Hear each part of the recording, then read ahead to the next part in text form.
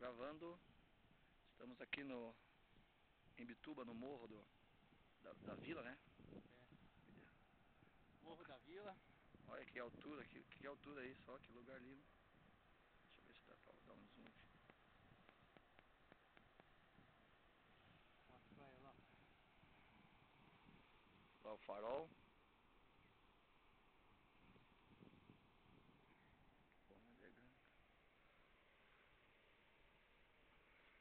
Praia de Bituba.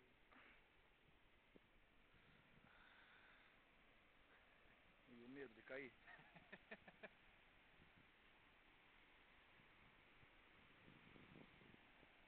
Ibituba. Infelizmente as baleias não estão no alto mar. Pena que não dá pra ver as baleias hoje. Os corvos estão querendo caçar a gente. Os corvos só de olho pra nós. Que lugar lindo. Aqui a Adriana olhando por baixo do morro, medo de cair da ponta. Medo. Olha que aqui eu tenho uma corda pra te amarrar aqui. Olha aqui é lindo! Muito bom, legal. Guardando a gente.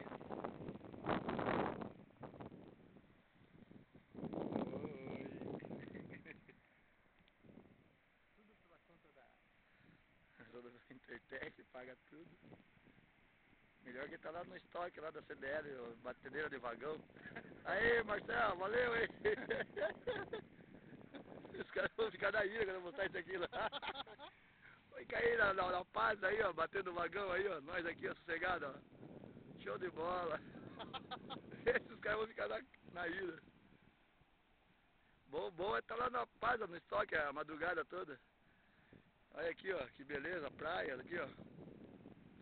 Ei, maravilha. Essa Intertech é uma mãe. Você vai cair em Santos, cara.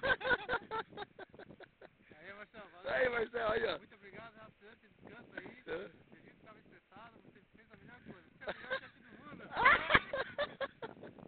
Aí, Marcelo, cadê meu presente? Vamos levar um presente pra você, Marcelo. Uma Catarina aí. Vamos levar uma rapadura pra você.